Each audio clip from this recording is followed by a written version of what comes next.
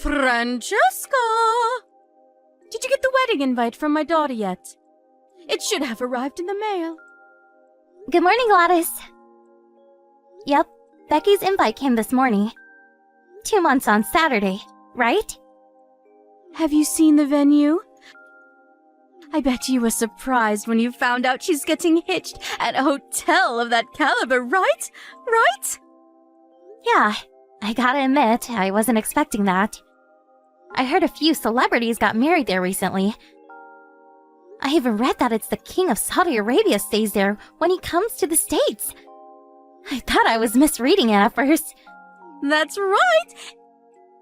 Isn't it amazing? It really is. I can't wait to see what the ceremony's like. My Becky outdid herself this time. She really is incredible. I always knew she ended up bagging herself a rich, high-spec guy. We're finally moving into the upper echelon of society, my dear. And this wedding is where our ascent begins. We're going to the moon, baby! I couldn't be more proud of my amazing daughter. Her big brother might have failed miserably, but she more than makes up for it. Failed miserably? Just to clarify, you're talking about my husband, aren't you? Of course. Sean's my only son. Who else would I be talking about? Right, I thought so. I still have no idea why he married someone like you. I've been racking my brains over it since the day I met you. And I've accepted that I'll probably never understand. Love makes people do the craziest things. Lovely. Thanks for that. It's such a waste to think he graduated from one of the most prestigious colleges in America and works for a major global company. But the best wife he could find was a broke loser raised by a single mum. It breaks my heart. It really does. It's obvious you were only ever after his money. You couldn't be more wrong, Gladys. I love Sean for who he is. I'd still be his wife if he worked at Walmart. The money is incidental. I'm sure Becky feels the same about her husband, too. I wonder. You may be too wet behind the ears to have realized this, but women tend to be more calculating than men. Not that it's wrong for money to be a priority when choosing a partner. That's not a gender thing. It's a human thing. And it's good common sense in my eyes. But please, Francesca, you can't be serious when you said you would have still married my Sean if he worked at Walmart? Oh, the embarrassment! Yes, I would. Perhaps that wasn't the best question to ask you. You can say whatever you like. Now you already have your grummy mitts on the pot of gold at the end of the rainbow. It doesn't matter, though. I know your true colors, whether you admit to them or not. In any case, I don't acknowledge you as my son's wife, and no children you bear will be part of this family. You're the cursed spawn of a single mother, and we don't need dirty poor people blood tainting our proud lineage. You do well to remember that, Francesca. Yes, I know, Gladys. You remind me almost every day. But what's wrong with being raised by a single mom? I know tons of great people who grew up without one of their parents. Everyone knows people raised by single mums are bad. Vulgar, crude people. And it's best to stay away from them and their ilk whenever possible. Now, I understand we are where we are, and that you can't help it. But you could at least go to the effort of not looking like you were dragged up from the gutter. You look more like you belong in a sleeping bag on the street than in Holy Communion with my son. And don't even get me started on your unfortunate face. Your features scream poverty from a mile off. My family, on the other hand, our faces give off an air of refinement and sophistication. Anyone would think we were aristocrats from the way we look. You're a filthy peasant at the genetic level. Oh,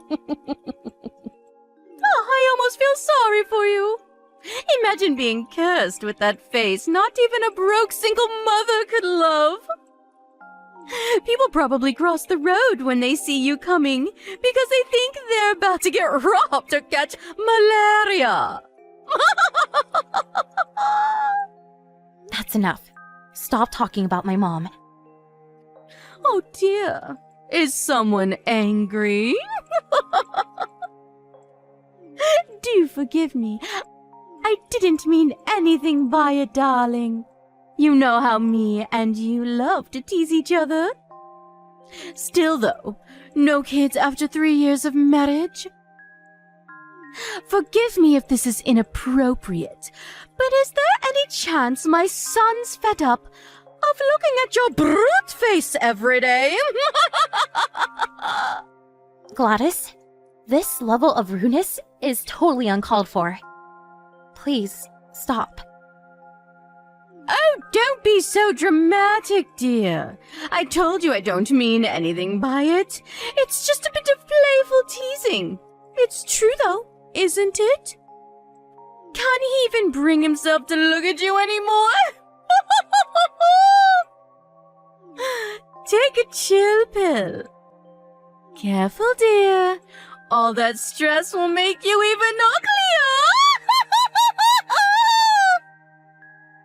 Sorry, I have to go. I'm on my way to your mom-in-law's house now. Ah, yes, of course. You're due to see the old hag today. Be a darling and say hi to the old hag from me, would you? That is, if she hasn't kicked the bucket and started decomposing already. Oh, I'm counting on you to change your diapers, dear. Gladys, it's about your mom-in-law. It doesn't look like she's gonna be able to make it to Becky's wedding. Oh, really? Why not? Is she too embarrassed to be seen in public with her urine bag? Jesus, Gladys, was there any need for that? I'm pleased, though. It'll be a nicer day for everyone without that loudmouth interfering old hag there to bother us. Her body might be falling to pieces, but unfortunately, her mind is still sharp enough for her to be as irritating as ever. She's constantly on my case about something. I prefer to keep our meetings to a bare minimum. She's done so much for you, Gladys. How can you speak about her like this? Why is it so hard to show some respect? She's done so much for me, has she? Please, don't make me laugh. All she does is send me money. It's hardly like she goes out of her way. She'll be lucky if she even lives another 2 weeks. What use is that money to her? It's only right that I get it. I'm fit and healthy, and can put it to far better use than she can. This is your husband's mother we're talking about here. What's your point? Should I prostrate myself before her and thank for existing? My husband's dead. Why should I still have anything to do with her? She should be in a home already. Why, oh why was she so insistent she had to live on her own in that apartment block for old people? I swear my phone rings every 5 minutes with something. Please, will you come see me? I ran out of food. My potty's full. I'm sick and tired of her, and the sooner she kicks the bucket, the better. But you don't even visit her. I'm the only one who ever goes. I used to go before you did. Besides, it's your duty as my son's wife to look after my decrepit mother-in-law. I just know you're not complaining about fulfilling your duties to this family. You wouldn't do that, would you? No. Iris is lovely to me, and I'm happy to help her. Fantastic! Then keep doing it and stop talking back to me. I'm in a good mood today, so I'll let it slide. But back in my day, a wife wouldn't be stripped butt naked and forced to sleep in the yard for giving her mother-in-law attitude like this. Oh yes, I almost forgot. I do hope you're constantly reminding her how worried and concerned I am for her well-being. We don't want me getting written out of the will now, do we? Yes, I tell her. Anyway, enough of this drivel. Let's talk about something important. So about Becky's wedding. What will you be wearing? I was thinking of wearing my dress suit. Surely not the same one you wore to my cousin's wedding. Yes, that one. You silly girl. We're moving up in the world now. You can't wear that shabby pile of rags to this wedding. I advise you throw it in the trash where it belongs and get a hold of something respectable. Besides, it's a wedding, not a freaking business meeting. A woman your age should be wearing a proper dress. A dress? Okay, got it. I'll arrange something before the wedding. I imagine you'll probably rent something. But you better not show up wearing any cheap crap. We have a reputation to uphold. Trust me that people at this wedding know cheap when they see it, as do I, obviously. I'll never forgive you if you embarrass us. If you do rent, make it something expensive. Can you imagine the shame if my son's daughter showed up in a cheap pile of rags? We'll never live it down. Do not embarrass my daughter on the most important day of her life. I won't. It's easy enough to say that, but I mean it. You better not disappoint me, Francesca. You have the dress sense of a Nigerian tribesman. So I can't help but worry you'll come in something ridiculous.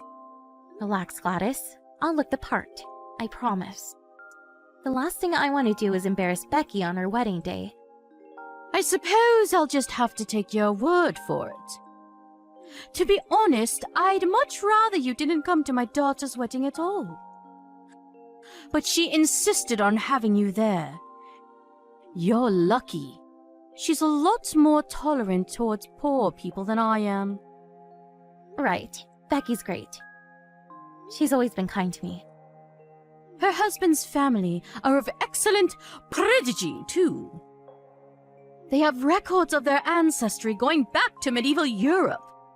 They even have a coat of arms. Does your family have a coat of arms? What am I saying? Of course it doesn't. Anyway, I digress. Don't let us down, Francesca. If you show up in something cheap and tacky, I can assure you, you'll be the first taxi home. I don't care what Becky says. Hello, Francesca. Thanks for showing your face at the wedding today. Did you leave yet? Yes.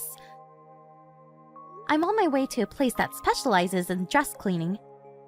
Hopefully I can get there soon enough for it not to stain. Oh, don't be silly, dear.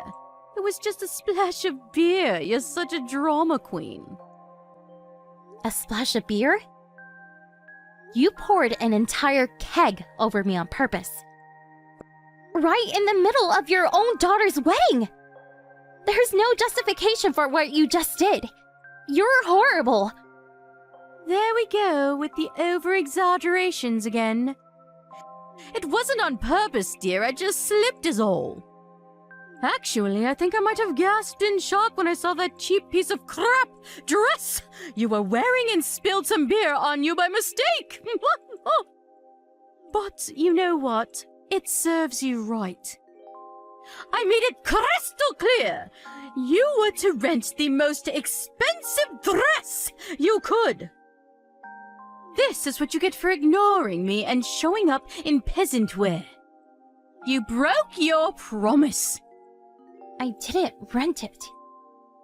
Huh? You mean you actually paid for that thing? So that's why you're running around like a headless chicken, trying to get it cleaned.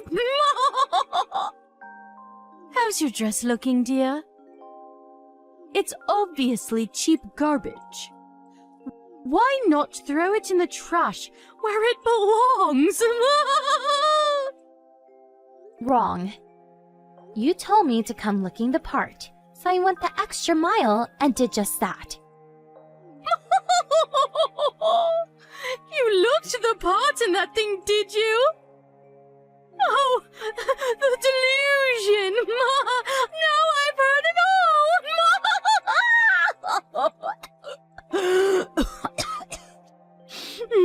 Go on then, tell me, how much did it cost? 100? Oopsie, my mistake. I forgot that $100 dress would count as high class to you. Gladys, I borrowed that dress from your mother-in-law. It's worth over $10,000. Excuse me?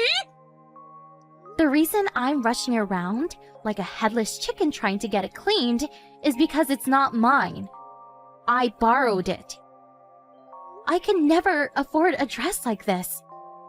My mother-in-law? You borrowed that dress from Iris? Yes, exactly. I see. Is it okay? It's not going to stain, is it? Yeah, I think it'll be okay. I still told Iris, though. You did what? You fool! What have you done? What did you say? I told her you poured a keg of beer over me. No. I told you, Francesca, it was an accident. I didn't pour anything on you. I slipped, that's all. It really didn't look like that to me. You've got it all wrong. Tell her I made a mistake. Set her straight this instant. No way. Sean saw you pour beer on me. There are a bunch of other witnesses, too. There's nothing to set her straight on. That's exactly what you did. Stop talking back to me and message her now! Tell her I slipped. Why? What do you mean, why? Because I'm your mother-in-law, and that means my word is law! I'm not sure why you think that, but you couldn't be more wrong. Yes, it damn well does, you insolent little toe rag! You should be more grateful to me. I let you marry my son despite the fact you were raised in poverty by a single mother. That's funny. I seem to recall you telling me you don't acknowledge me as Sean's wife almost every day. You still got married, didn't you? That means I allowed it. You know, this whole situation used to bother me, but I'm at peace with it now. Whether you acknowledge me or not makes no difference. I'm done stressing myself out trying to achieve the impossible. You don't get to decide to stop trying to win my approval, Missy. Anyway, forget that. Hurry up and message Iris. Tell her I didn't do it on purpose. I'll make my son divorce you if you don't. Francesca, are you there? There's something I'd like to discuss with you, if that's all right with you. Is now a good time? Sure, what is it? What do you want? I want to apologize for what happened with your dress at the wedding. I thought I may have slipped by mistake. The fact remains that you got beer on your dress due to my carelessness. I was in the wrong, and I'm sorry. I see. So, do you think you could maybe find it in your heart to forgive me? I feel awful. I accept your apology. But this isn't a matter of me forgiving you or not forgiving you. Huh? Why not? I don't understand. You pouring a keg of beer on me at the wedding was just one instance of bullying and an endless harassment campaign against me. An endless harassment campaign? I'm not sure Other than the dress incident, nothing comes to mind. I don't remember doing anything else to you. Of course you don't. No one likes to think of themselves as a bully. I'm sure you don't remember any of it. But I remember everything. Are you talking about me not acknowledging you as my son's wife? Oh, look! So you do remember. You justified it all to yourself because I was raised in a low-income single mother household. Or because you don't like my face. You called me every name under the sun. You victimized and insulted me at every possible opportunity. Are you saying you don't remember any of that? Even if you do feel that way about me, some things are better off left unsaid. But you took the pleasure in hurting me, so you went out of your way to make sure I knew exactly how you felt. Francesca, dear, I never meant to hurt you. It's just that I've always had strong conceptions of how the ideal wife should be. I suppose there's a chance I let a few things slip that I shouldn't have. When I thought you were meeting the standard, but that's all, I swear.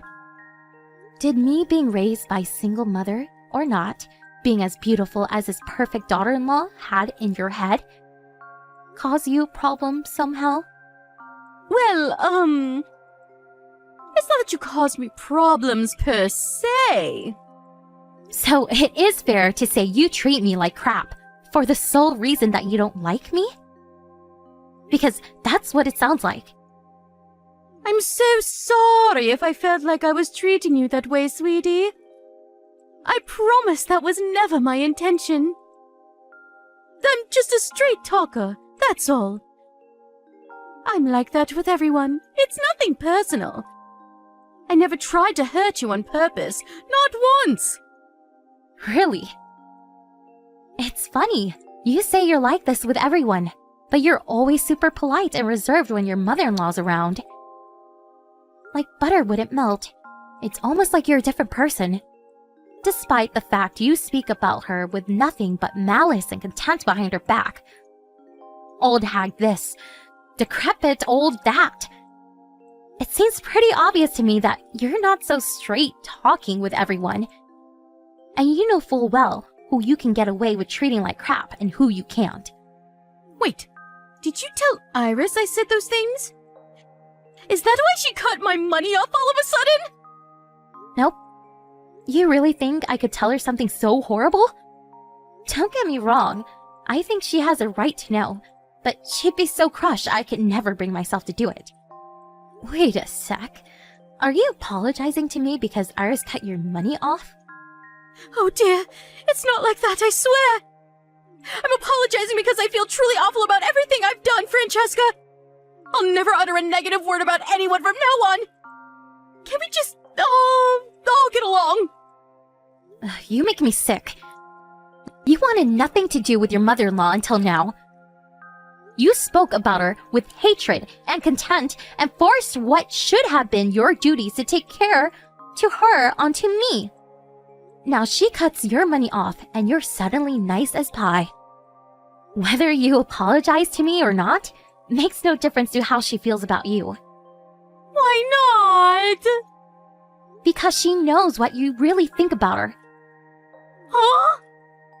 She might not know what you say about her behind her back, but she told me she's had a feeling you hate her for a long time now. Think about it. She's been giving you money every month for years now. In spite of that, you literally never visit her, and you keep contact to an absolute bare minimum. Don't you think that's a little messed up? How could it be messed up? You're my oldest son's wife. Looking after my mother-in-law is your duty. I'm hardly a spring chicken anymore, dear, and looking after her isn't light work. It makes far more sense that someone young and sprightly like yourself do it. You were sprightly enough to go on holidays and to concerts with the money she gave you. Fine, you win, okay? I'm the bad guy. Please, will you stop attacking me now? I won't be able to get by without that money from my mother-in-law. My husband's not around anymore, and his inheritance is all but gone. I heard he left you a lot of money. The fact it's almost gone can only mean you wasted it all on frivolous crap. Francesca, please, I'm sorry for everything. I accept I'm in the wrong. There's no excuse for treating you the way I have. I'm sorry I was so mean to you. I'll never do it again, I swear. I apologize from the bottom of my heart. I'll even start looking after Iris again. Please, will you talk to her for me? She'll listen to you, dear. Will you make her see sense? But she has seen sense, Gladys. That's why she cut off your money. As for me, I want nothing more to do with you. Sean and Becky told me they're happy for me, never to speak to you again, too. I'm done putting up with your crap and doing everything you tell me.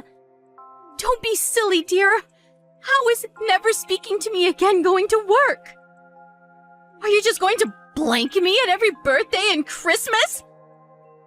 What about weddings and funerals? Let's be mature adults about this. I'm cutting off all ties with you. And not just me either. Sean and Becky said they want as little to do with you as possible from now on. What? My own children? No, this can't be happening. They both warned you countless times to stop bullying me. But you ignored them every time. It went in one ear and out the other. They're at their wits' end with you, Gladys. You left them with no choice but to cut you out of their lives. Sean saw you pour that keg of beer over me at the wedding with his own eyes. And he said he'll never forgive you as long as he lives. Oh, this again! I apologized for that!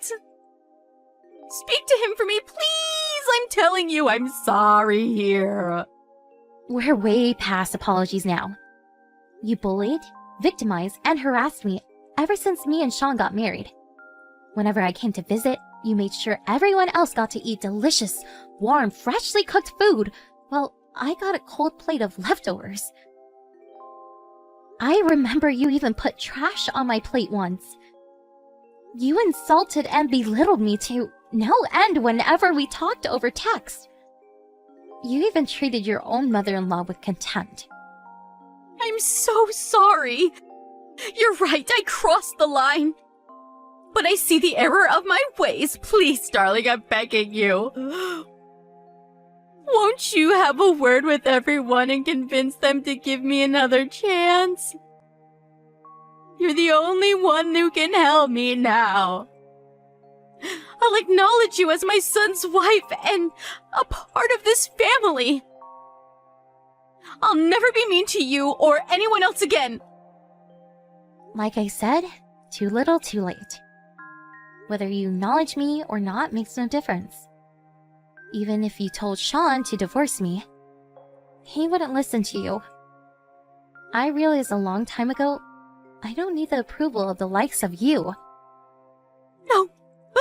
How am I supposed to get by on my own? You have no idea how much I needed that money for my mother-in-law.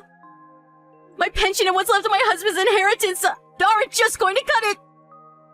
I'm begging you, please give me one last chance. At the very least, please convince Iris to forgive me. If you're well enough to do things like go on expensive holidays and bully me, you're well enough to work. I advise you put that energy of yours to more productive use from now on by getting a job. I no longer acknowledge you as my family, so I appreciate if you stop thinking me as your daughter-in-law. Gladys messaged me countless times with groveling apologies after that. But she was annoying me, so I blocked her. I hope I never see her again for as long as I live. Sean and Becky told me they got a bunch of groveling messages begging them for money when she realized her mother-in-law was cutting off the financial support she'd been sending every month. But needless to say, being completely sick of their mother's disgraceful behavior, they both refused to give her a cent. I heard Gladys, begrudgingly, found part-time work after realizing it was a choice between either that or homelessness. But Becky told me she messages her every day complaining how hard it is, and lamenting the soul-crushing despair and loneliness of her new life, and her hatred towards herself for creating it. Of course, there was a time when I wanted nothing more than to win Gladys' approval. She is my husband's mom, after all. But that changed the moment I heard her talking about her aged mother-in-law like garbage. I accepted that sometimes there are people it's better not to have their approval of. And my life has been a whole lot easier ever since. My efforts to win her over were in vain and caused me nothing but stress. Cutting her out of my life was the best decision I ever made, and I don't regret it one bit. I had no idea what her life will look like from here on out. But no matter how bad things get, me and my husband have no intention of helping her. She brought this all on herself, and I think it could actually do her good to learn the hard way that actions have consequences. There wasn't anything in particular that I meant I had to carry on seeing her, so breaking things off was a piece of cake. It's amazing what a breeze life can be when it doesn't have toxic people in it. I feel blessed to be surrounded by my amazing, supportive family who genuinely want the best for me. Here's a shout out to my husband Sean, my sister-in-law Becky, and let's not forget Iris. They're the kindest people I've ever met. It's a miracle that someone like Gladys managed to raise such wonderful kids. I want to dedicate my life from here on out being there for all of them, now and forever, through thick and thin. That's my idea of happiness. I want our lives together to be full of smiles and laughter, overflowing with kindness and consideration, because love is what makes the world go around. Whatever you do, guys, don't be a Gladys.